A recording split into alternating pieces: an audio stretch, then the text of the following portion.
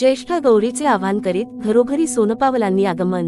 होलसूर मधील विविध घरातील लक्ष्मी गौरी समोर सुंदर सजावट। ज्येष्ठ गौरीचे मनोभावे पूजा आरती करून नैवेद्य दाखविण्यात आला। 14 शास्त्री आणि 64 कलांचे स्वामी भगवान गणेश यांच्या आगमनानंतर चौथ्या दिवशी रविवार 31 ऑगस्ट 2025 रोजी ज्येष्ठ गौरीचे आगमन होत आहे।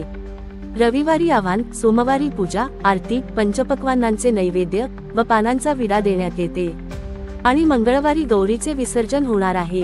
गणेशोत्सवादरम्यान पुढील 3 दिवस ज्येष्ठ गौरीचा उत्सवही मोठ्या उत्साहात साजरा केला जातो। रविवार 31 ऑगस्ट 2025 रोजी गौरी आवाहन मुहूर्त संध्याकाळी 5:27 पर्यंत असेल। हे व्रत मुख्य नक्षत्र असल्याने अनुराधा नक्षत्र संध्याकाळी 5:27 पर्यंत असेल।